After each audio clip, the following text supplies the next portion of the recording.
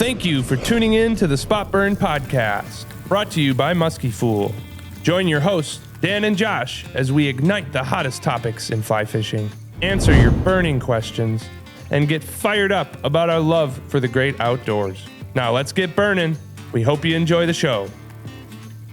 And we're live. Folks. Welcome back to another episode of the Spot Burn Podcast, episode 37. Coming to you live from the South. Kentucky, folks. We're down here for the Kentucky River Muskie Classic, year 2 of the tournament. We just wrapped up day 1, so we're pretty excited. Yeah. Daniel Boone, Chapter Muskies Inc., putting this on at the Cliffview Lodge, which is a pretty good venue. And we got pretty much most of the Kentucky fisheries. 3 different lakes, almost 500 miles of river. It's a wild place down here, so we're gonna talk a little bit about that. What else we got on the agenda today? Yes, sir. We got a pretty big episode planned. We're going to talk about a little bit of a tournament recap for day 1, the flooding chaos that's going down in Kentucky, and then we're going to transition into some broader, higher level topics, such as Doge funding cuts. We're getting into that. Everybody ready? Getting into that, a little bit of conservation stuff, and then we also have 2 fly roast submissions that we're super stoked about. We brought them down to the Southwoods, the Muskie Southwoods. We brought them all the way down. We have no idea who they're from, but we got those ready to go. So we're going to get into that for the 3rd fly roast. Yes, sir. And before we get rolling here, folks, let's just do a special shout out to all of you that are supporting the podcast. We love you guys. Thanks for sharing the love, spreading the good word. Keep it going. It helps us grow this podcast. And then also a huge shout out to the tournament organizers, Ryan and Chris from the Daniel Boone chapter, and of course Dave Huff for putting on this big Kentucky River Classic Muskie tournament. This thing's awesome. Quite the turnout for year 2. The turnout. It was also awesome, to your podcast comment, at the captain's meeting Friday night. Got to meet a lot of people that have been supporters of Muskie Fool from day 1. Come along as we got out there and grew, and a lot of podcast listeners, which was pretty cool and fun to talk to people about. So Josh and I are loving that so far, meeting everybody that we've either just met on social media or talked to via email or on phone, and now we're getting to know them a little bit better in person, which is really sweet. Yep, means the world to us. Yep, and I think to your point about the tournament, it takes so much work to put on events. This is a new thing. It kind of came out of a void. There were some tournaments down here in the southern zone back in the day, and there hadn't been for a while. Dave is a man of action. Got with the Muskies Inc. chapter, and here we are, 2nd annual, 102 anglers. Almost double, I believe, what they had last year. So we're going to do a full recap of the tournament video for everybody. We're going to cover a little bit today. There were some catches on day 1, I believe 13 fish, one team in the lead with 5 fish. Wow. You're not looking at one of the teams that caught fish. Nope. We had a lake program developed. We kind of were all in on the lake program. We brought the lake boat. We knew the rivers were going to be high and kind of a disaster and also crowded with all the tournament participants. And that was our bet. Plus, we got a chance to go pre-spawn, get on a big body of water, and chase a really big one, which is something Josh and I are always on the hunt for.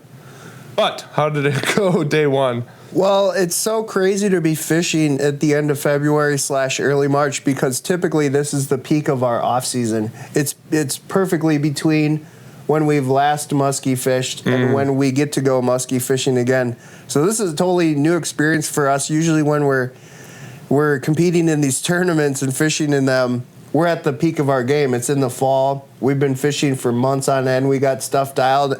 And so we came down here a little bit new body of water, out of our element, out of season. Yep, still knocking the rust off. That was a real thing day 1, the pre-fishing. Yep. And then just with our travel got all screwed up. So the space we were supposed to stay, you'll probably hear us whine and moan about that, was all canceled on us the night of as we were coming down. So we had to, mainly Josh was the passenger at the time, and he was the one that was dialing up all the audible play calls and got us a hotel, got us this beautiful new Airbnb. Yep. And But it definitely set us back. We had a limited window to pre-fish. And we encountered some insane conditions on the lake, very, very high, 30 feet above normal, which doesn't sound that crazy, but when you're fishing over top of parking lots and restrooms and trees and tops of trees, they look like bushes, but they're the tops of 30-foot trees. Makes finding the structure a little bit more interesting, especially on this lake. Yep. And we struggled. We found where the fish are at. We have not put a muskie in the bag. No, not even a sniff for the old Dan and Josh crew. Nope. So we'll give them hell day 2, and we'll see what's going on. But congrats to the teams that are already on the board. Yep. Glad the tournament's been an awesome success so far. Even with the flooding, right? I think that was the big worry, which we're going to talk about here in a bit. The conditions, really not just for fishing. We got to acknowledge that this is the conditions for people living down here have been going through the ringer the last month or two with the massive amount of flooding. So that's kind of our update. Anything we missed on the tournament so far? We're going to do a full video recap with lots of different stuff. So that'll be coming out soon after everything's over. Yep. So stay tuned for that. So segment 2 here. Let's talk about the conditions in Kentucky right now. Everyone's dealing with flooding, and what are some of the local impacts in the context of what's going on here? Yeah, I mean, there was massive rain. This is probably I'm not the most experienced person to be reporting on this, since this is one of my only second or third time down here, but it seems like this is pretty usual for this area, south woods of the Muskie country. You're going to get massive rains and even some snow in spring, and it's going to cause high water. A lot of these dams and reservoirs are like Cave Run are meant to control some of that. So they had that coming in, but it was, I think, higher than normal. I think when you'll see some of the pictures we might be able to show right here. It was, homes underwater, people losing where they live, can't get to work, roads closed, bridges collapsing. It was the whole works. Pretty big disaster for sure. I mean, the governor declared a state of emergency. I think Biden even did something both down here. I'd have to check. Maybe we'll post that in the notes related to FEMA. He got FEMA involved, and I think actually a couple anglers said that they ran into some FEMA camps. Up on Buckhorn Lake. So, I think we got to be pretty realistic about this. You're not going to hear us complain too much about how it impacts the fishing conditions when people are jostling with losing their freaking homes. We're going to be fine. And if the fish will bite, whatever, who cares? That's not the big picture here. But I think definitely relevant because, or at least we thought it was relevant, Josh, because we're down here in Kentucky. We're trying to fish in a tournament. The anglers are bringing a lot of awesome economic activity to the area that needs it. When you look at the Kentucky wildlife situation, I think they're hurting a little bit, similar to Wisconsin. So you have that, but then also in the grand context of everything going on in America right now, you have cuts to some of these federal agencies, whether they're good or bad. We're not going to hear us weigh in too much. We're just seeing the impacts. We're down here fishing bodies of water with dams created by the Army Corps of Engineers, federal, FEMA, federal agency. We're in the Daniel Boone National Forest. That was affected by some of these things. So we're going to talk about a little bit more of that. But I think right now in Kentucky, you had the flooding, which is the current situation. And then you also had some of that defunding or deprioritizing of the natural resources and fisheries in the state level budgets. So that's, I think a reason we're so excited about this tournament, for instance, is this tournament hopes to, I think with a full docket, 102 anglers, you're going to hopefully see 5 figures for sure, mid 5 figures at best, maybe even 20 grand put towards the muskie fisheries in Kentucky just because of this tournament. So that's pretty sweet. That funding in and of itself pretty much covers basically their whole budget for the year. A big chunk of their budget. So from a director standpoint, when you have all these flooding situations and it's out of your control, it's a little nerve-wracking that, the tournament might not go on. It's very important for these anglers to show up. And everybody did, and everyone was stoked about it. And clearly, people are out there able to find fish and locate them. Fish are being found for sure. And I think it speaks to I think the importance of these areas and like the community showing up to say, we love this place, we're excited about this place, even though it's a small group of, in the grand scheme of things, muskie fly anglers, but in the context of what's happening, you have federal cuts. These state fisheries rely on those federal programs. So you got those two acts that produce federal funding to these state agencies. That hasn't been cut yet, but it could be. And then the state level stuff that you're seeing with the Kentucky wildlife. I think, we got Jen and I got to visit the sweet fish hatchery right on the Licking River 2 years ago. And, those are the types of places that are going to see funding impacts. And then that trickles into the fisheries. And then, it gives less reason to come down here, less reason to have people who live here be excited about fishing in these areas. And it just becomes a slippery slope, I think, and you start to see less excitement about the fisheries and less people care about them. And then you get to a point where they might be so bad, somebody's like, yeah, just use the water, pump the water, or dig a well, or, you kind of justify the continued excessive use of these places, not towards outdoor recreation, I think. So it's kind of crazy. I mean, we're just here for a tournament to find muskies, but with all of those things swirling around, we're kind of seeing all of the impacts play out in real time, and what on both sides, raising 25 grand from a bunch of muskie fly anglers to help stock. Even if it's just one watershed, it might be one watershed that wouldn't have got stocked anyway. It might be keeping the lights on. So, yep. Yeah. Very important. Yeah. We'll get to talk to some of the tournament folks in that part of that recap video. So we'll get some more input on some of that and see how awesome things have turned out to be for the tournament itself. Yes, sir. So stay tuned for that video to come out. What else on, talk a little bit about finding fish and locating fish given these conditions. Some of it we're obviously used to. High water is a phenomenon, but some of it brand new to us in terms of how it's setting up. The necessary evil of all tournaments is everyone's dealing with the same exact conditions. So you can sit in a corner and gripe about it and make excuses and stuff, but at the end of the day, you still got to get out there and locate fish, locate access points. People came down from far and wide several days early, and they're literally shoveling out boat launches and trying to find access points for their rigs to get up and down the river safely. I think a lot of folks that have been successful to put fish on the board so far in this tournament have had to really venture and get on these expeditions and go upriver and find kind of the mouths of a lot of these creeks where you're cutting. We're hearing reports of chainsaws having to come out, shovels at boat landings. Yep. Trying to find, you got 500 miles of river, but it sounds like 95% plus of it is not going to work out. So where are the few spots that fish can be located? Everyone's trying to find clear water right now. That's the name of the game. And people clearly were able to do it. Yeah, a few for sure. It did not seem to be the lakes. I think an interesting phenomenon, and this will come out in the quick tip section later, was how a place like Cave Run, it's a big flooded valley and it's got a lot of steep cliffs. So once you added 26 feet of water to the situation, it did reduce the amount of fishable structure was very non-existent. Everything started to look the same because it was a steep cliff with trees. Yep.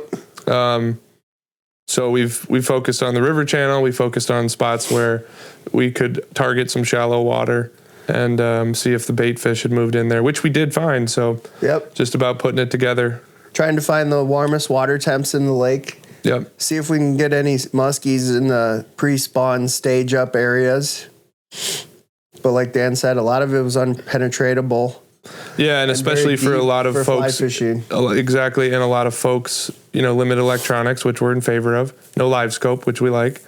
But a lot of folks, I think, like you said, traveling down, you got to put it together quickly. Yep. So the advantage definitely went to the local teams. Yep. I think going in, and I think you and I felt midway through the lake, we picked, I think we intentionally picked a contrarian strategy because we knew if things set up, we would kind of have the advantage all to ourselves. Mm-hmm. The risk in that is if things lean towards the river even slightly, we're going to be at a big disadvantage, and that's what it's looking like, but that's okay. We got to explore. We got to have some fun. We still got a day left in the tank. But yeah, I think you're going to see that it seems to be that river program, and somebody found a spot, to see not a lot of teams catch fish, but I think 3 had 3 or more, 2 with 3, 1 with 5 on day 1. Somebody found the fish, which is cool. That's crazy. Yeah. That's a really good accomplishment, regardless of any conditions in a tournament, let alone when you have all these adverse water levels and everything. Everyone's dealing with tough conditions, and they're able to get it done. We saw that when the PMTT was down here 2 years ago. Similar, really tough conditions, post-spawn bite, but the water levels were really low and the weeds were non-existent and the water was kind of warm. And everybody struggled except I think 2 teams, one especially, went way off the beaten path, did something totally different, found the fish, had 6, 1 over 45, and it was kind of like, whoa, everybody found nothing but this one team. Yep. I think that's what you're looking for when conditions are like this, is like, what's the thing that's going to set this whole thing apart, because everything else looks the same. Yep. Structure-wise, flooded, blown out, high water. Yep. What's the key now? So we're still trying to figure it out, pulling out the pencils. Yep. Yeah.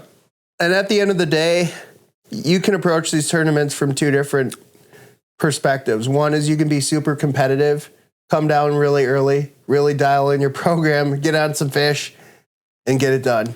The other perspective, which I think a lot of people take, is, they definitely take it seriously, but it's more about the camaraderie, and it's more about like getting involved into another fishery outside of your local network and meeting all these people from different walks of life and different fishing backgrounds. And we're all here at the same cause, which is to help raise money for the local fisheries, bring awareness about what's going on in the area, bring some economics here too. And it's just a blast to be involved with. It was such a blast on just the captain's meeting, and it was 2 hours. It doesn't have to be a big ordeal. We had some pizzas and some drinks put on by Dave and the Daniel Boone chapter. And it was awesome. I mean, it was just to be hanging out with these people that you've probably only seen or interacted with on the internet. Yeah, I don't know. I can't wait for Saturday night, frankly. Yeah, me too. That's going to be a lot of fun, I think. So, yeah. That's like what will bring me back year over year, even though the conditions can be tough. So do we want to move on? We got a little bit of the fishing out of the way, talk about some of the bigger impacts. I guess we wanted to talk about, I guess I'll just even be honest. I think Josh and I struggled with how to talk about some of the federal funding, DOJ stuff on the podcast, because we have audience that's made up of a lot of different people. We all have different perspectives. And I think we ultimately decided we can't ignore it. It's a prominent happening for anyone, impacting anyone, no matter your political backing, that recreates in the outdoors, whether you fish, hunt, hike trails, forage for mushrooms, bird watch, you name it. But I think wanted to at least do 2 things. One, I think we both, on this podcast, in our lives, kind of stick to the same drumbeat of like, we need to remove the natural resource conversation, the science around it, from politics. It's not about who's in charge. It's not about who's cutting, who's adding, which NGOs are bad or good. That's a conversation for politics. Politics absolutely affects this stuff, but as much as possible, take politics out of this because it's too important to be subject to the swings of who gets elected every 2 to 4 to 6 years.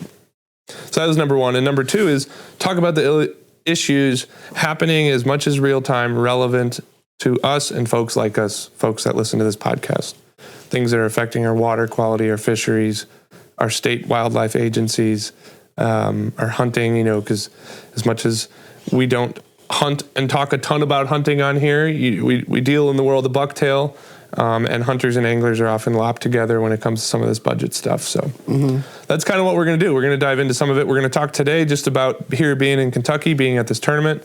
What are some of the impacts that this area has seen? And then take it home, and what are some of the impacts, how it's trickling into Wisconsin and the Great Lakes region, just as we see it. So to start off, Kentucky, what are some of the So some of the headlines for those that are totally, with their head in the sand, you have the new administration by President Trump started in this year, January 20th, something. I believe he was inaugurated. And quickly thereafter, he appointed Elon Musk, founder, owner, president, whatever you want to call him, of several giant companies, to run the DOGE, Department of Government Efficiency. And we don't normally get into all this stuff, but very quickly there started to be some effects towards federal agencies, U.S. Fish and Wildlife, the National Park System, National Forest System, you name it. And in Kentucky specifically, like we had mentioned earlier, we're in the middle of the Daniel Boone National Forest right now. We are, an area that's affected. So there's been park rangers that have been cut. There's been biologists. There's been trail workers cut. I think, again, from both sides of this issue, there's going to be, I think, my word of caution for myself and folks is like not trust what you necessarily hear at face value. You're going to have, most likely, it's probably already happening, the folks making the cuts, right, the Republicans in charge, Trump administration, claiming there's a ton of federal waste and a ton of, unnecessary spend in these programs that they're cutting. And then on the left side, you're going to have everything claimed to be critical. Everything is mission critical. You can't cut anything. And both are right, both are wrong. I think you're definitely going to have situations where things that are cut are absolutely required and we need to work to get them back. And you also have situations where there's a lot of waste. We can't hide from that. We recognized it down here at the boat landing. We had to wait till the park ranger's office opened to get a boat landing pass. Like, that requires so much background infrastructure just for a $20 boat landing pass that could be bought online. So they're both right. I think it's about understanding what's really going on. And at the end of the day, you do have cuts that are impacting some of these areas. Yep. We need to see, I think this year and the subsequent years are going to be really important in how those play out. What happens? How do these organizations reorganize? And then I think most importantly, how do state and local level groups get involved and stand up, right? Like that's the backstop to this is things like Muskies Inc. chapters and Trout Unlimited and backcountry hunters and anglers, and pushing on state and local representatives to make sure there's makeup. But a couple pieces that we got, I guess, from so down here, the GOP view from Kentucky Representative Massey. This was in CNN on February 27th, quoted saying wasteful spending's gone. Now we can just focus on the essentials. So you're kind of getting the standard talking point from the right, and then the dim look from the Democratic side. This guts conversation. Parks and fisheries suffer. Representative Rosa DeLauro said also on February 27th. This isn't just also happening in Kentucky. It's happening all over the place. National Forest, National Service, and National Forest Service is being cut. Summer opportunities, jobs, probationary employees.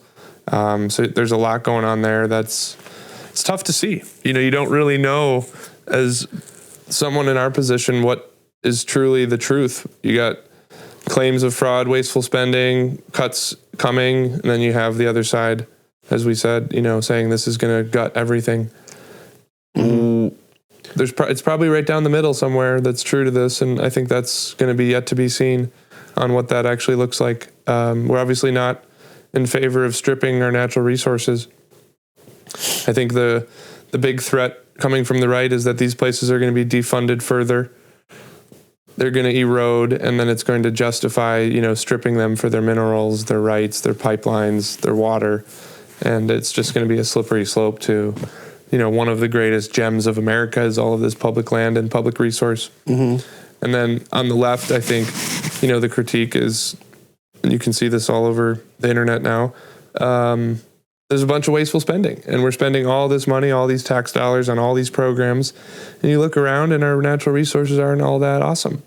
They're defunded in almost every state right now, and they could use the help. So I don't know, lot to see how it all plays out, where it goes from here and where it takes it. What's some of your musings on the subject, Joshua? I can definitely agree that there was probably a necessary audit at the national level that just needed to get done. A lot of overinflated programs and just unnecessary spending. Maybe we can reallocate those dollars for better. Right. But the short-term effects that we're seeing in the outdoor realm are not good. Jobs are being lost from rangers, park staff, all of that stuff. And that means less law enforcement, less maintenance, less research. Think unstocked rivers, boat landings, trails, boat landings, access points. Yep. Maybe some public land is now being scooped up. Parks might get closed if there's not anyone to maintain them or check entries. Yep. So, yeah, like Dan's saying, we got to weigh everything out, too. Like, are these short-term cuts going to equal to long-term gains, or how is this going to affect us in a negative way in the long term? Right. I think it's too soon to... What's kind of happening is, it's unfortunate, too, is like everything that they're doing is being claimed as the world is ending, apocalyptic, democracy is ruined, and it's not. So it kind of begins to throw the baby out with the bathwater, which I think we have to figure out a way to communicate what is worth cutting, what is not worth cutting, and talk about the things that really matter instead of just everything is terrible.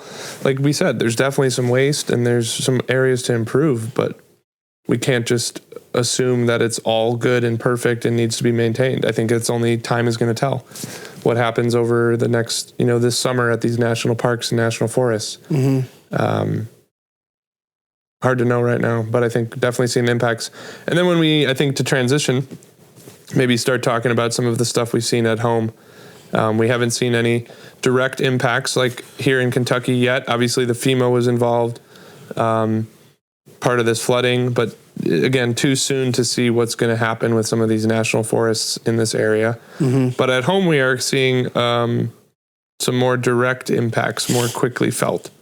So one of the big ones I think that was brought to our attention was the federal program and funding surrounding the Great Lakes Fish Commission that has been cut and defunded. And this directly impacts the biggest watershed in our area, the biggest watershed in North America. Yep. What were some of the highlights on some of that? Well, as of February of this year, GreatLakesNow.org reports that the Doge firings hit the sea lamprey control program, which is vital for protecting the Great Lakes fishery from this invasive species.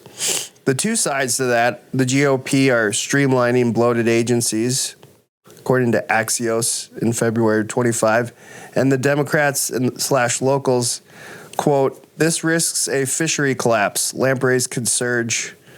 Great Lakes advocates reported on that. And I think they're both fair. I mean, I think we want to streamline bloated agencies, but then like what underscores that is, well, the sea lamprey control was not part of the bloat. Like that would be one of the main things to keep. Yeah, for sure. We spent all of these decades trying to control them, and then all of a sudden just strip that away. And that's where both sides, it's like you're given this impossible choice.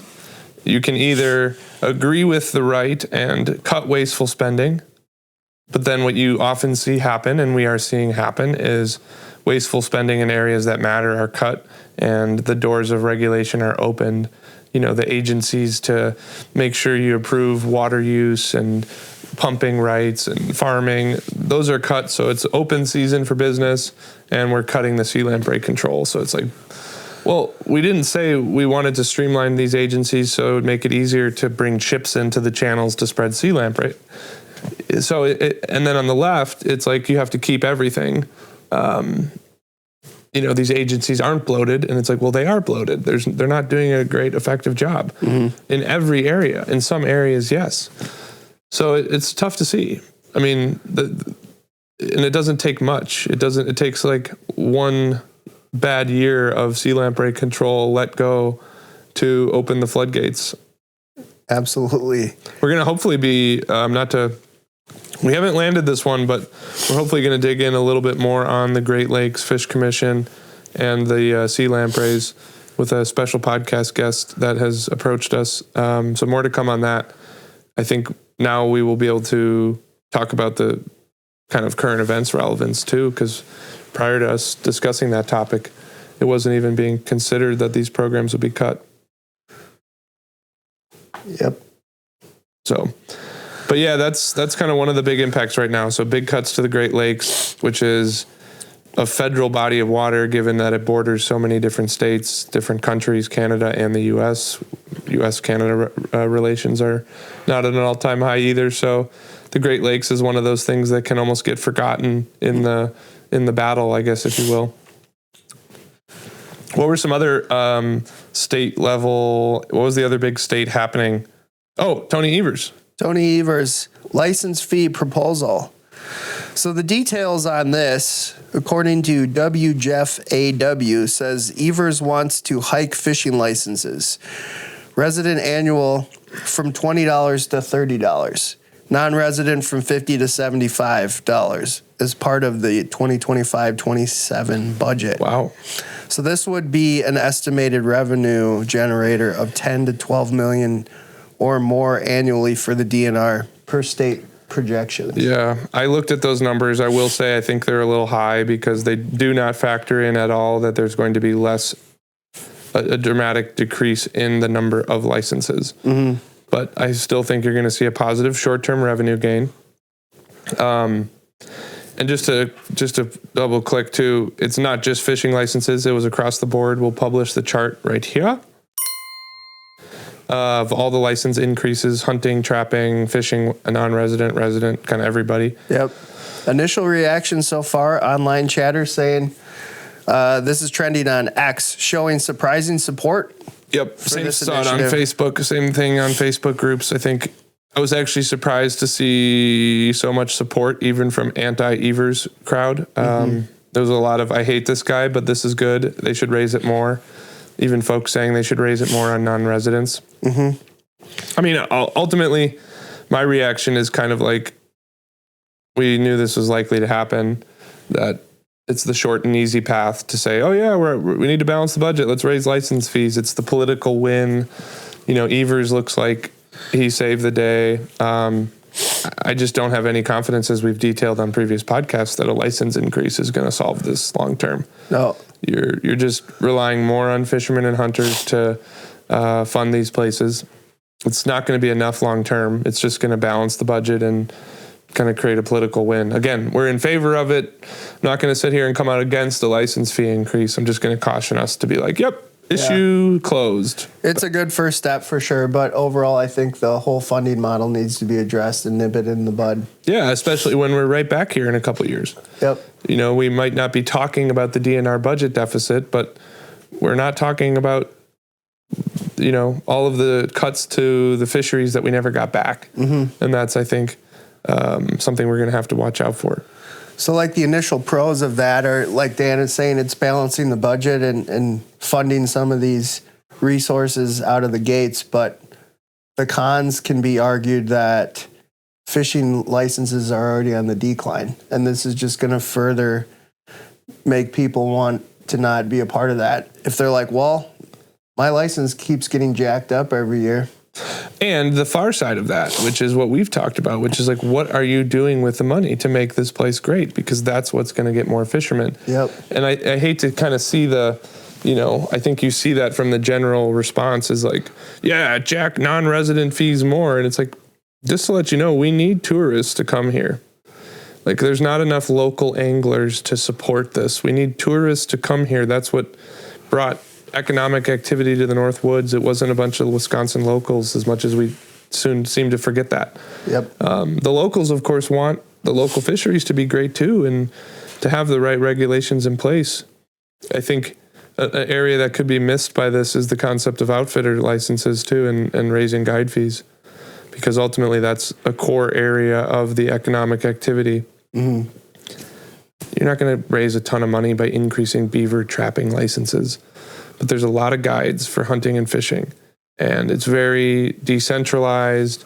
There's no rules, and I think that has an impact on, and could be used as a tool to not only raise money, but also protect our fisheries and our public land and bring tourism in the right way. Yep.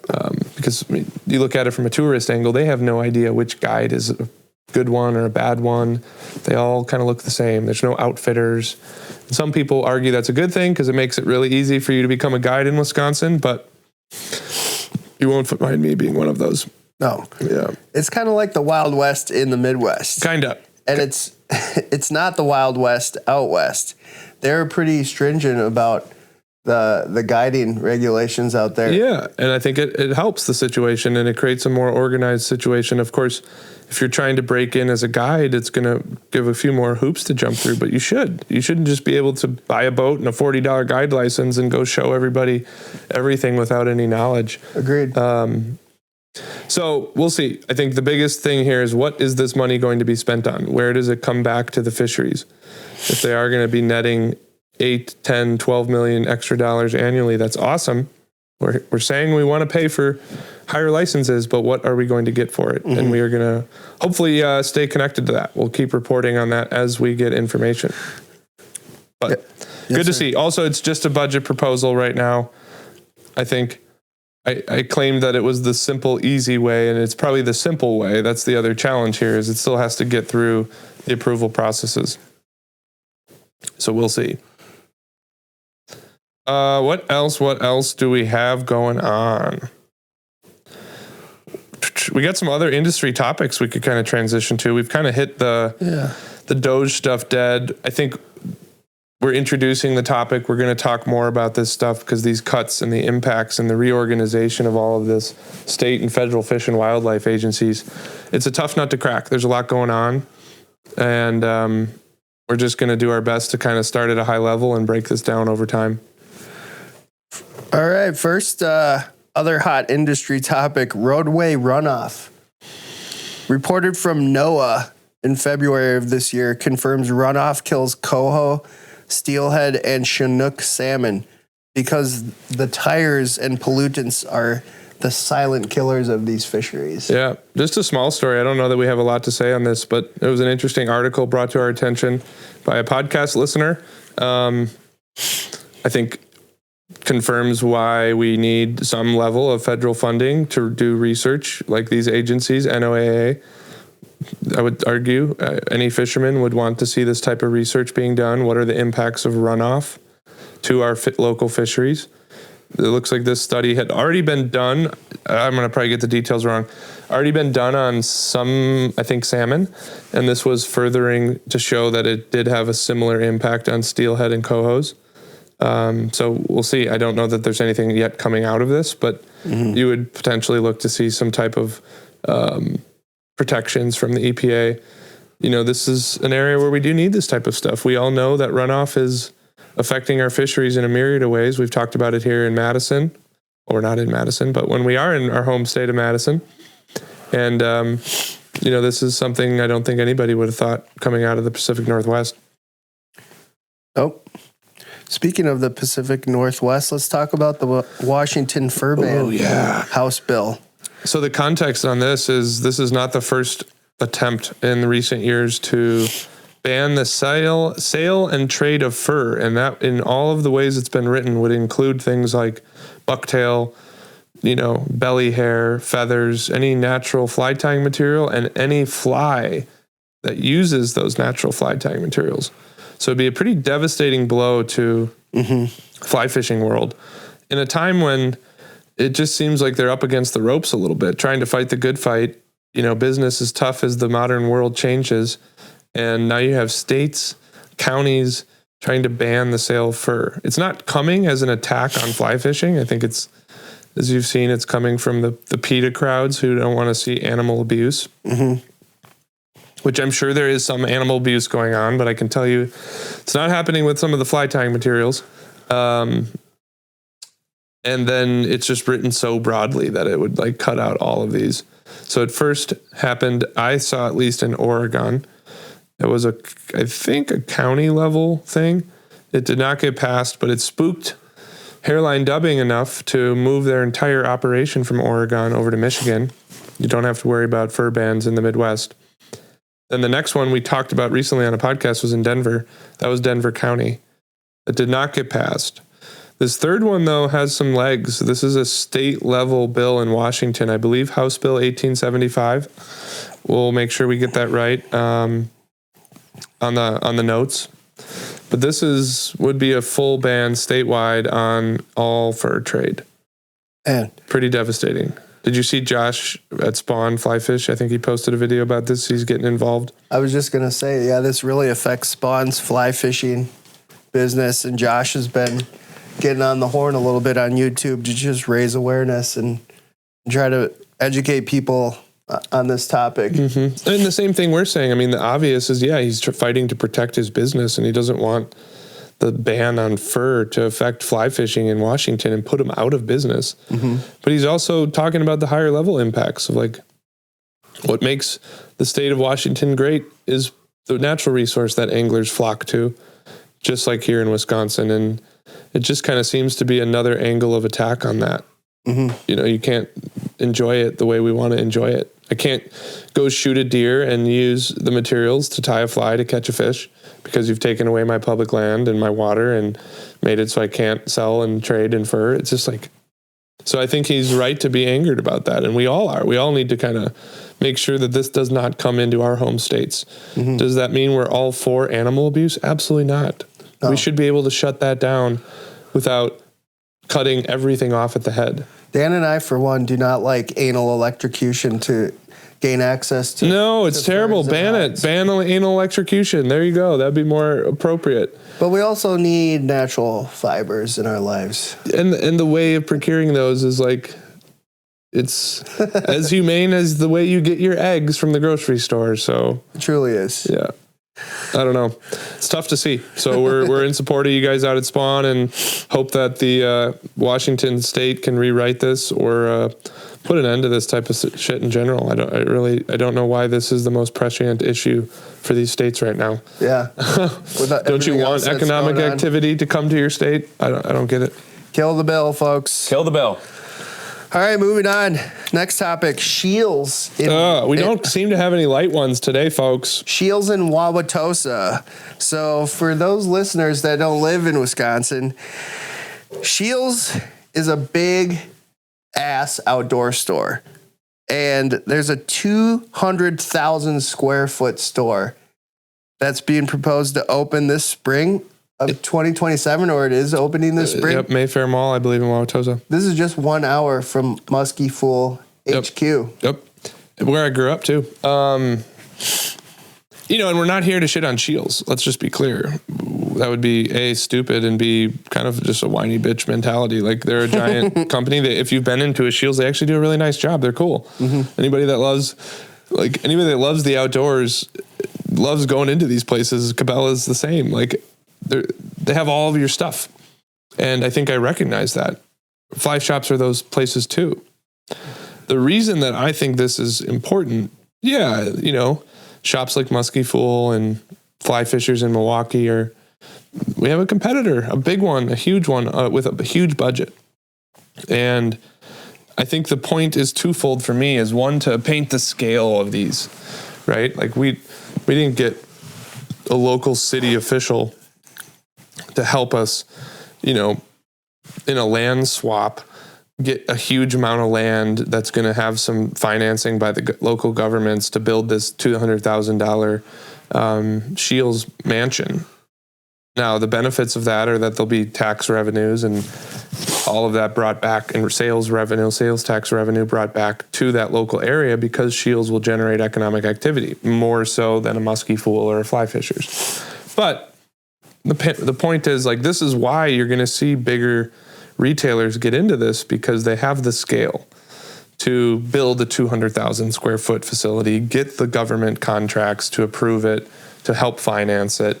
And they have the bank and the balance sheet of a big business to show this expansion. I think it's also interesting to look at that literally, juxtaposed against 27 fly shops that are small closing, exactly. But Shields is expanding. Yeah. Again, not shitting on Shields. It's just a trend that I think we want everyone to be aware of in the industry. If we want these fly shops to stay, we have to A, support them, and B, they have to evolve. They have to, know that the game has changed, that Temu's real, Amazon's real, Shields has got a new shop, and I think that's going to have to play into how they continue this history of fly shops going forward. Because then my second point and why I see issue with this is, as those businesses gain more market share and success in fly fishing, Cabela's carves out more market share.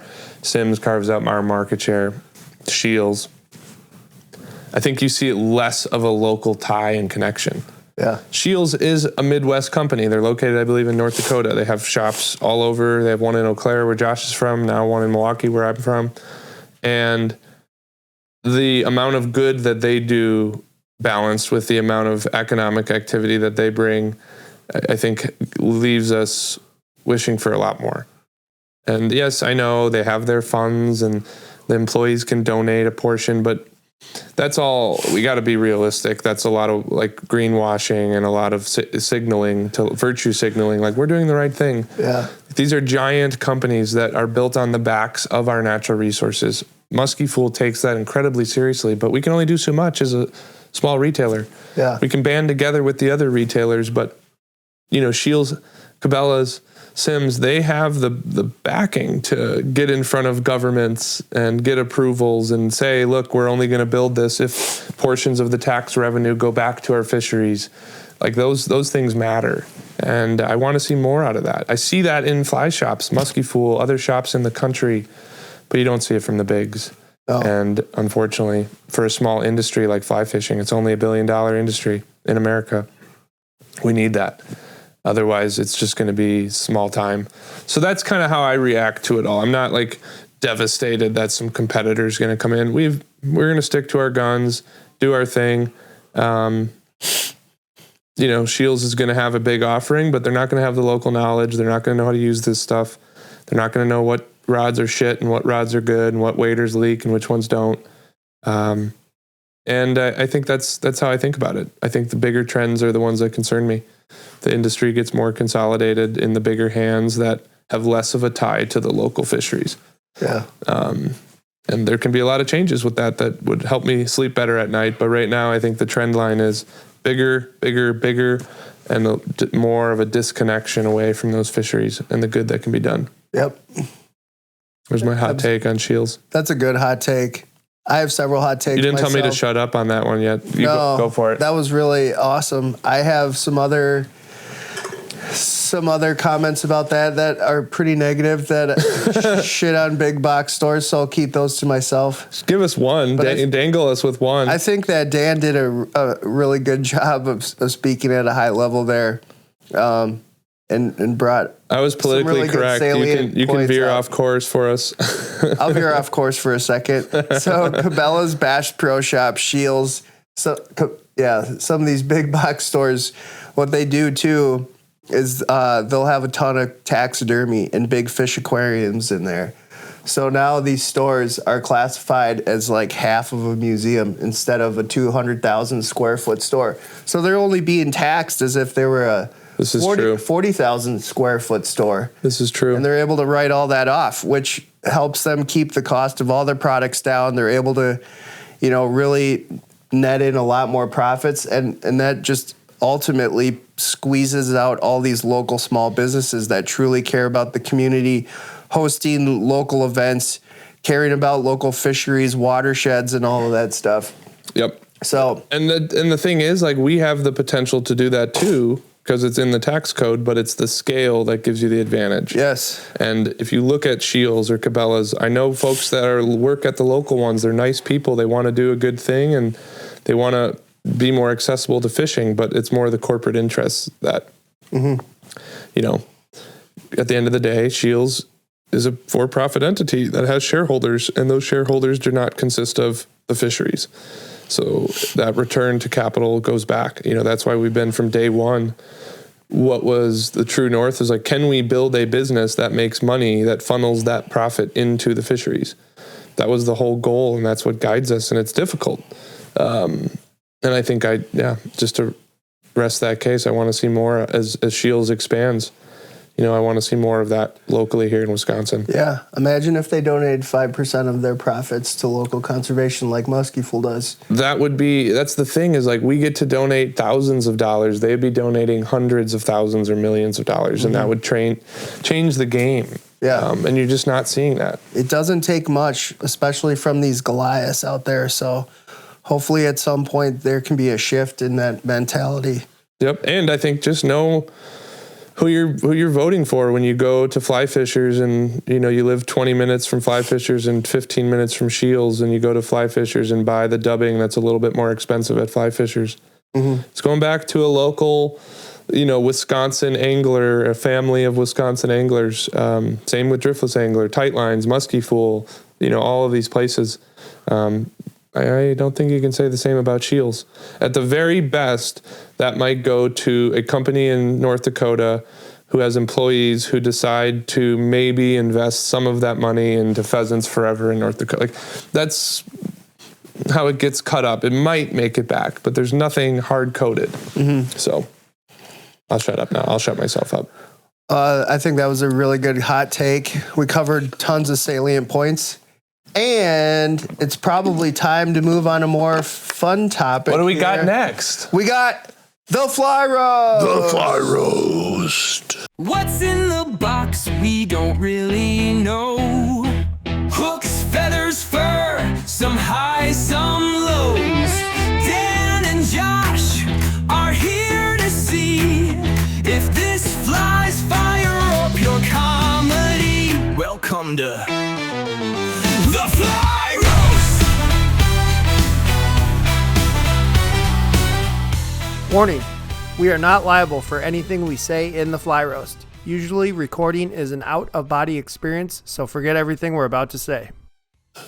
The third annual Fly Roast. We brought them all the way down. We are so excited. This is taking off. I'm just going to say it. It's taking off. Oh my God. The bin of flies is overwhelmingly full. We're going to have to start doing more fly roast per episode. We're going to bring in guests to help us review some of the flies themselves. We're going to up the ante on prizes.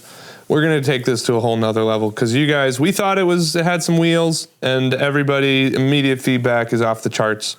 We're getting flies from different countries. We're getting trout flies. We're getting all sorts of stuff. One thing I may ask, don't show us the flies before. If you need an opinion or you want to know what to do, Gabe is our intermediary. You can email us at help@muskiefool.com or contact the shop. But where the fun is that Josh and Dan, yours truly, have not seen or know anything about what's in here. I haven't seen pictures. I don't really know who submitted them. I might get a return address, but that's it. So we go in completely blind with our first reactions and take it from there. But yeah, we're excited. This has been incredible. We're going to keep it rolling. And what do you have to say for yourself, Mr. Fly Roast? Yeah, it's been pretty amazing, the overwhelming outpour of everybody's interest in the fly roast. It's awesome to see. Like Dan is saying, the bin at our office is just like mounding over with submissions. So we're going to have to start doing more than 2 per episode. The only feedback we've gotten so far is we've been too nice. This is supposed to be a roast. But we're nice guys, so it's not in our DNA to come out and just frickin' roast you. But you've asked for it. Yeah. Gabe specifically called us out. We've had some guests and some audience members call us out. So we're going to try to be a little more critical. Yeah, we might regret it. You guys are the police of this. This is a democratic effort. We're building it together. Yeah. By no means do Josh and I consider ourselves fly tying experts. We tie flies. I know Josh ties good flies. No. But we have opinions. We like what fish like. So maybe we'll have an opinion worth sharing. If not, you can always just fast forward through the segment, delete it. Yeah. Whatever it may be. But we're not here to hurt anybody's feelings. But we've been asked to be a little bit more honest and critical about our fly roasting.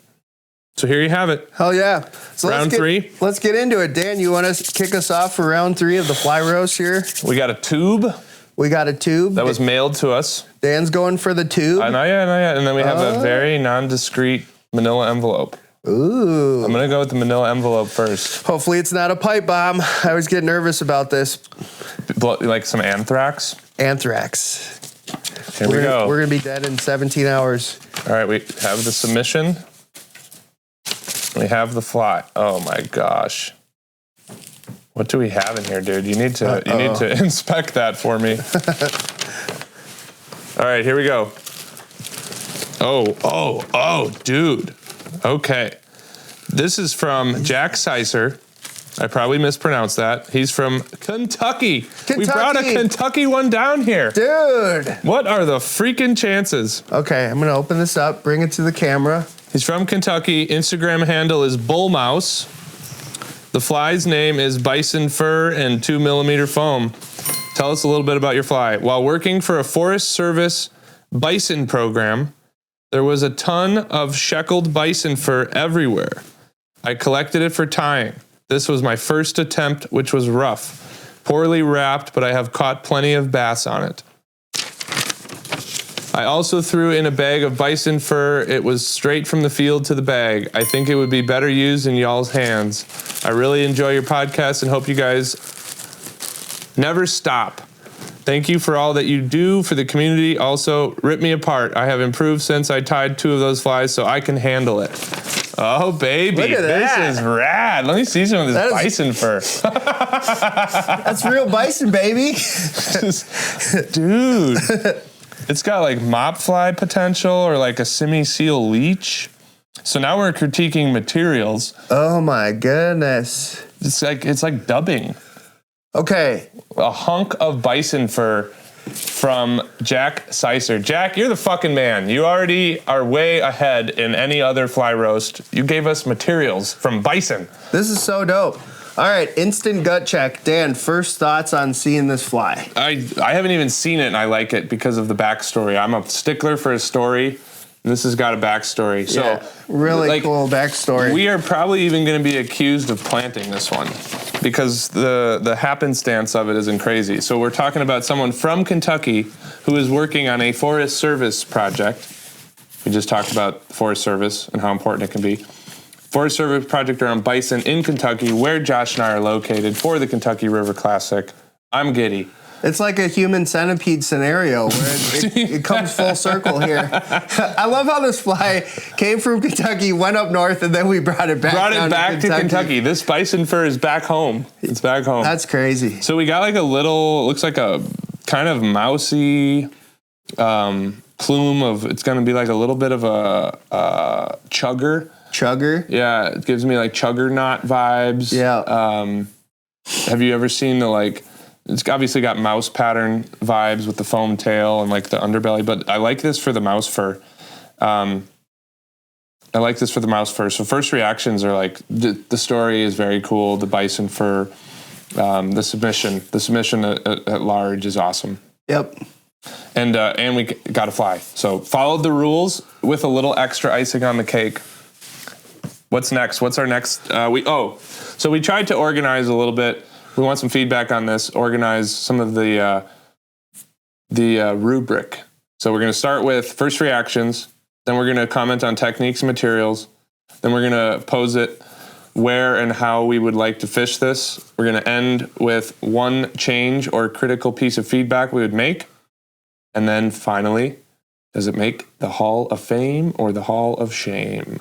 The fly roast. So, instant gut check. You got mine. What was yours? Instant gut check on it. It's a utilitarian in nature. So it doesn't have eyes. It doesn't have a bunch of stuff on the top to make it look all sexy to the angler. It's just tied so simplistically. Like, it's got foam on the back. It's got a big thing of dubbing to replicate a mouse pattern or a small lemming. So I think in that regard, yeah, it's going to get the job done. Yeah, it was billed as a bass fly. It's definitely tied on a bass hook. If I saw it at a fly shop, I'd be like, that's cool. Nothing really stands out about it. I'm definitely going to fish it. Yeah, I think these are the types of flies that you can build quite a following on because they're super simple and they just crush fish. Yeah. It's got the vibes of that. So I would say, let's move into techniques and fly tying, the materials used. Obviously, materials used, pretty rad. Techniques and materials. He used bison fur that he found while doing Forest Service field work. Well, personally, I've never worked with bison fur on a fly, so I don't know from a technical standpoint how you even go about adhering it to the hook. You can play with it a little bit. But it feels like it's very well secured here. And then the foam was tied very, very well too with the tail. Mm-hmm. There's a nice hook gap, like the hook that he chose to tie this platform on provides a good hook cap. Sometimes with these topwater flies, the hook gap is so tiny you don't have a prayer of catching a fish. But this looks. Yeah, I mean, for me, I would say huge plus on the material selection. It's got brownie points. Mm-hmm. The foam work is clean. I think I'd want to see it swim, but I think I'd want to make some recommendations or changes on how the bison was used. It kind of looks clumped in there, and I think it's going to be interesting to play with this material and almost tease it out, because as you start to tease this material out, you do get this like semi-seal Arizona dub.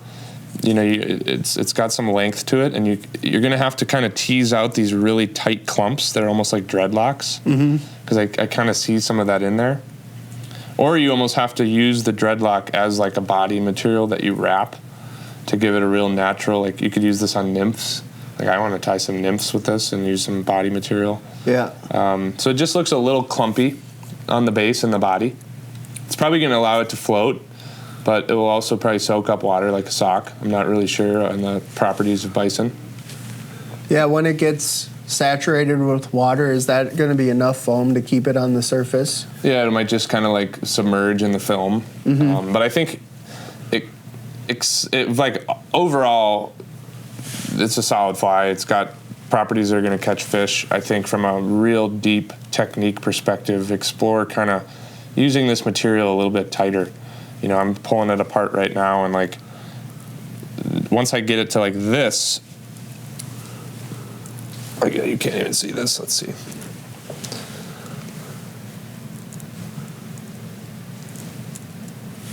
Once I get it to like that, it's got cool properties to start. You could put it in a dubbing loop. You could, make your own brush with it. It's got some interesting shit going on. Mm-hmm.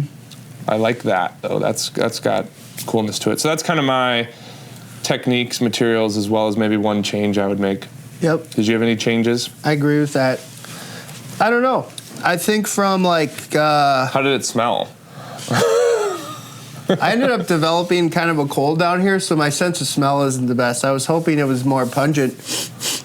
Like the smelling salts you're trying to get brought back to life with some bison fur? God, that's cool as Doesn't hell, smell though. like deer, I tell you that, because we would smell it. Like I said earlier, utilitarian-wise, it's going to get the job done as a homegrown fly. Like, you're going to want a batch of these in your box. From a commercial standpoint, if it was sitting at a shop, it's probably not going to get the attention. It needs a little bit more curb appeal. Yeah, a little more curb appeal. So that's a good one change that you're kind of suggesting. One little change, add a little more curb appeal. Maybe put some legs on there. Yeah, and I think that comes also with the naming and the bison fur. Yeah. You'd start to be able to describe why the bison fur was an important material, and then maybe come up with something funny around there. I'm trying to be critical, but I'm so You're Midwest. so freaking Midwestern, I could tell. But you got it from us. So I was kind of saying explore using this bison fur in a different way. Instead of the clumps, these like tightly, they're almost like dreadlocks, start to tease that apart. You could even get that into a brush with some flash. That'd be really sweet, because the color is so awesome, that natural poopy brown. It is. Really awesome natural color, and the natural properties are sweet. It's very wiry. So that was my one change. Where and how would you fish it, Josh? Obviously, he likes it down here south for bass. What about you? What were you feeling? Well, I initially just was thinking about the big brown trout that we struggle to catch any time of the year except in July at night. So at night, I would probably want to throw this down in some of my new trout areas that I found last year and just huck this in those big squanchy brown trout holes and see what happens there. See if they like some Kentucky bison. Yeah. I think this thing has like such a good profile that it'd be a good size for trout, because it's not going to be too big for a bruiser trout. And it needs something probably, though. It needs like a little bit more deer hair or foam underneath to aid the like buoyancy, because I am afraid that with the bison stuff is gonna it's just gonna be in the film and you're gonna lose the plops. But we'll see. We'll have to fish this one. I do like these size flies because like we've said, we kind of name these like Wisconsin size fly. You can catch all sorts of species on this: trout, bass, probably pike too, something like that. Maybe a wild crappie. Oh, you could. Maybe. I think I'm kind of with you. I definitely went to big predatory browns kind of in summer. But I think just after, that was when I first saw it. When I started reading his thing, I started to think of like even on an intermediate tip, for bass, kind of intentionally riding it in the film and looking kind of like a drowning rodent. Yep. Kind of love that. Probably huck it on a 6 to an 8 weight, somewhere in that range. I was thinking my 7 weight on intermediate tip. Yep. I think we covered them. Are we final ruling? Do we have, as you guys know, we need one vote between Josh, me, and any guests if they are here. One vote for Wall of Fame to make it on the Wall of Fame. I'm going to go ahead and place the Wall of Fame vote. Yeah, Wall of Fame big time. Yeah. Not only did he submit a fly, he submitted the materials that are so unique for us to go nuts and experiment with it too. So I think as he suggested, his fly tying has improved. He's probably already made some of the adjustments we talked about, upping the curb appeal, not taking it too far because we like the utilitarian manner, and exploring other uses to better use that bison fur and make it tighter, tighten up that pattern a little bit. But Wall of the Fame. guy got bison fur off the ground, on the job, tied a fly with it, submitted the fly and the bison fur. If that's Wall of Shame, then I don't know. I can't sleep with myself. That's Wall of Fame all day, Wall baby. of Fame, baby. Congrats, Jack. Thanks for your submission. Thanks, buddy. All right, number 2, Bam. Number 2. I didn't open it, but I did cut the tape from the top, so you'll be able to pluck it out. Oh, thank you. All right, we got a big old tube. Oh, Jack, sticker coming to you, by the way, for Wall of Fame. Thank you, thank you. All right, what do we got in here? Hopefully another pipe bomb. Okay, we'll pull the fly out first. A musky fly. It's a big one. Try to get the submission out of here. It's the pink squirrel style, or a little one in the two in the. Yeah. This fly comes at us from Charlie Brunig. Charlie, he's a local Madison guy. He came on, caught a fish at the School of Fishing last fall. Echo Bay Lane, Lake Mill, You don't have Wisconsin. to say his address. I didn't say the number. All right, good. Yeah, Echo Bay Lane, Lake Mills, Wisconsin. He has Charlie, 6 kids. He works at. He can be found. He's got 6 kids. No, I'm just getting erroneous personal information. Charlie's such a rad dude. He's such a nice guy. Yeah, Charlie Love to is hang a out with local dude in Madison. Comes to the shop frequently. Awesome dude. He was with us. He joined us on the School of Fishing trip last September, which was really fun. He caught a fish with Nick on the last day, which was awesome. So thank you, Charlie, for submitting to the fly roast. This fly has no name, but the materials that were used are bucktail crystal flash, Schlappen MF glider shank, and it was tied with love. It's kind of in the description part where we asked, tell us a little bit about your fly. It's like a basic pink squirrel variation, he's calling this. That's what I was feeling. I said it as soon as I saw it come out. He's even got the crystal flash off the back, just like a pink squirrel. The original works for everywhere. Why not for muskies? I did this once when Muskie Fool started. I tied up a few. We had a special color run of some of the flies in pink squirrel variant. I remember that. I vaguely remember that. I would say it's very clear to me that Charlie has been in a boat with and learning from Mr. Nick Gellerstad, because it is a very Nick Gellerstad style glider for muskies. Making use of the Muskie Fool split ring shank. I love that. Bonus points. Our camera's all wonky here. Uh-oh. What'd it do? Refocus, camera. Refocus, you can kind of see it. He even put a little accent on the head there, like a pink squirrel. Little dubbing. Oh, yes. Never seen that on a musky bug before. I didn't make that connection. Style points for that. You got some good crystal flash in the back here. There she is. Okay. All right, our first reactions seem pretty good. We like musky flies, we like gliders, we like pink squirrels. You're playing to the home fans, Charlie. Playing to the home fans. Yes, good proportions. You can definitely see the inspiration from Mr. Nick Gellerstad in Shorter this one. bucktail, stacked. Size is very Nick. Yep. I know Charlie's caught a fish with Nick. Got some pectoral fin, Some pectoral. feather accents in there. Really a solid color combination. Let's see here. What? So talk to us. What do we got? First reactions are good.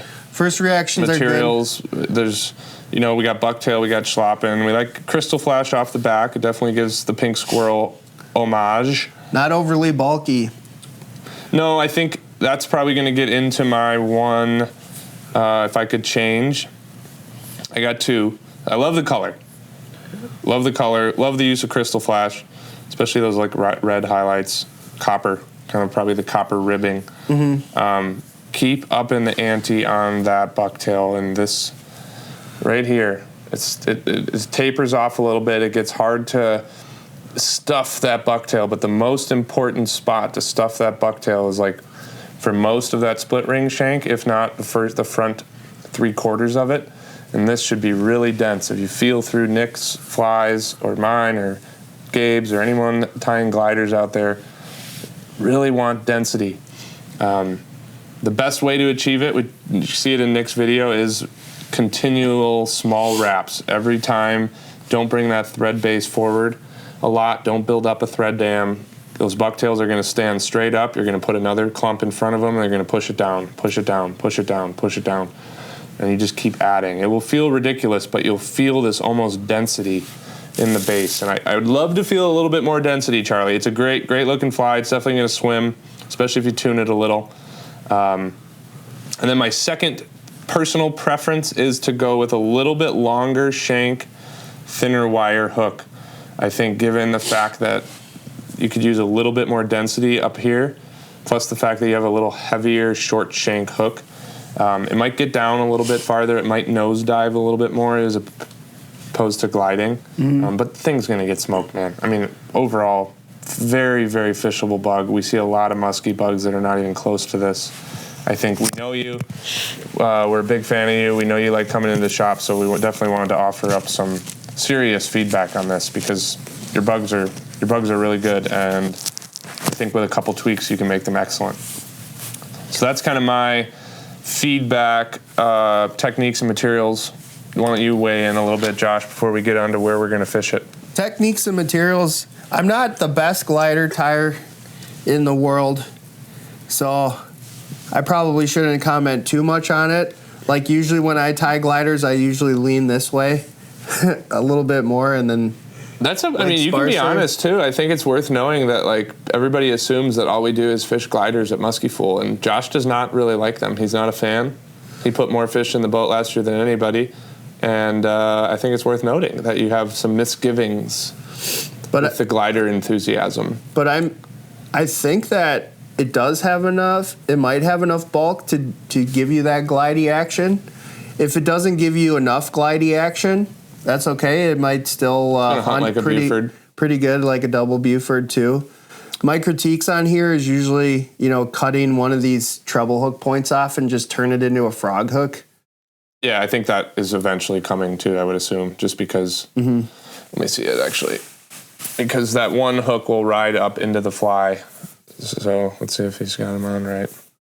He's got him on a little backwards, Charlie, but that's okay. I do that too. But you want to flip that hook and then cut.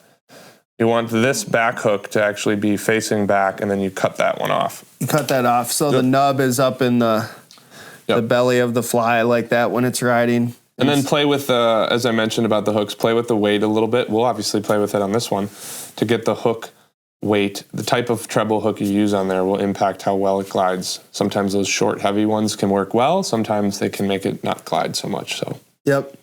Are you going to fish it today or tomorrow? I guess we don't have any fishing left today, but are you going to get her wet at the tournament?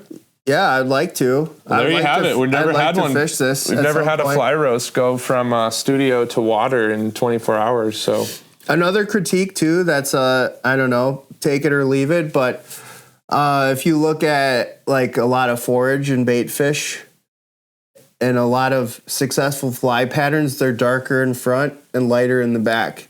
So this one is the reverse of that. You prefer two in the one in the, or no, that's what this fly is. You prefer two in the one in the. I would flip that around. I would prefer like four in the and maybe a in the in the back here or something like that. But I've also like seen success in recent years too, where people are getting smoked with light-headed flies. So the whole back part of the fly is really dark. And then that head is like a nice hot spot. That orange one I have works well. It's got the hot spot orange up front with the black body. You can make the argument too that like while you're pulling this in, stripping it in, your eye is tracking this nice pink spot too. Oh, and then what's wild is you'll get the pink spot, and then you'll get the black oblivion, and then you'll see another white spot behind it. And you're like, oh, that's a fish. There it is, baby. Yeah.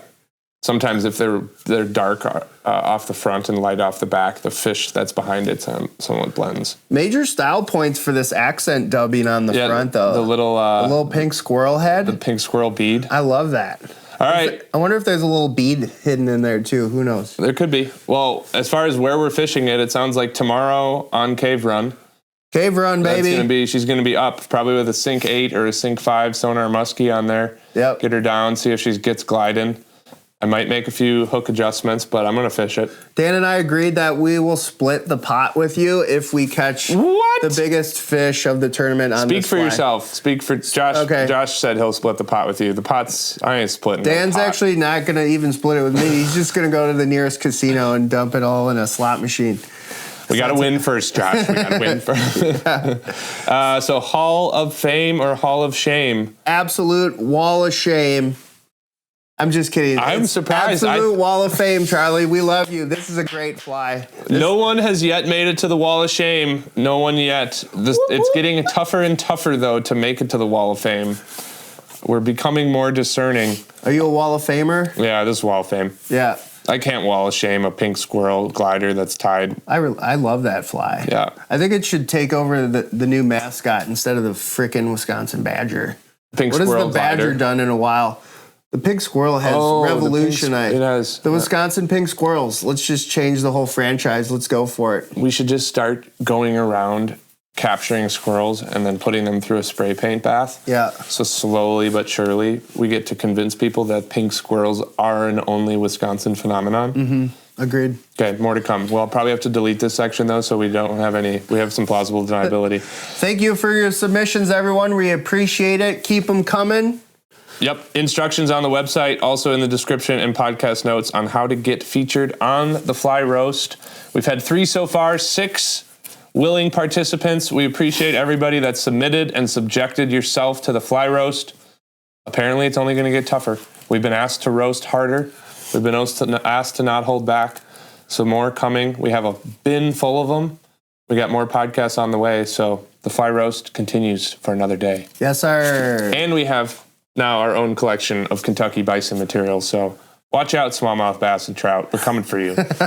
Hell yeah. All right, on to our last segment, the Quick Tip. Oh, the Quick Tip. Not yet brought to you by Quick Trip. But someday, Quick Trip will pick up on our Quick Tip. I got their influencers at quicktrip.com email address. It's not an actual email address, but so we got to make our submission. We'll just say we've been out here with 10 listeners with Quick Tips.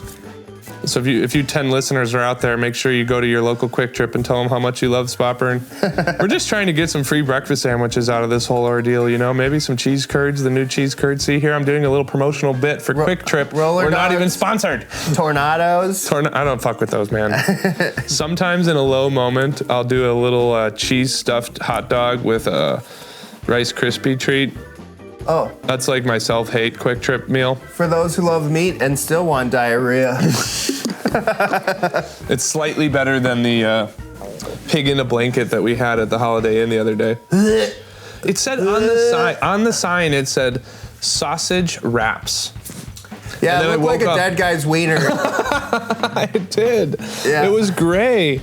It was uniform consistency, gray, wrapped in a croissant roll, just like in a fucking microwave. I think they went to the morgue to source that. I'm glad I didn't touch the meat. Wrap. Anywho, on to our Quick Tip. Dan, you want to do Sure. So this is relevant to what Josh and I are fishing here down in Kentucky. When you are fishing situations on lakes, when it is flooded, 30 feet flooded perhaps, it is important to not focus on the fishing maps. No. We were studying our fishing maps, looking for spots, drop-offs, flats, weeds, sunken timber.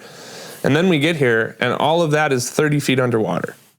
So the quick tip is when that's the situation, pull out the land maps. So we were last night using Onyx topo maps to figure out where we're going to fish, finding parking lots that might be flooded, finding bathrooms that might be underwater, finding different types of trees. Like this section had pine trees underwater. It's not too dissimilar to how we fish on the lake. looking at different types of weeds, but now it's different types of trees that are sunken, different types of onshore habitat, steep breaks, flats. Fishing around dumpsters that may hold bits of people's food that the muskies are attracted to. Fish attractants. You got to find those submerged dumpsters out there. And you only can do that using your Onyx Topo maps. Yep. So that's our quick tip. Not yet sponsored by Quick Trip. All right. Take her home, bud. Good episode, everyone. I'm ready to go fishing. We had a big one that we covered. Big old episode. We talked about doge cuts, license hikes. We did a fly roast, a quick tip, a tournament recap. Thanks for tuning in. Thanks for all your submissions. We'll catch you guys on the next one. See ya. Peace. Thanks for tuning in to the Spot Burn Podcast, brought to you by Muskie Fool Fly Fishing Co. We're stoked to have you along for the ride. If you're fired up about the show and want to keep it blazing, share it with a friend. And don't forget to like and subscribe wherever you get your podcasts. Got a spark of inspiration, feedback, or just want to fan the flames of conversation? Head on over to muskiefool.com. We'd love to hear from you. Keep on burning and catch you on the water, y'all.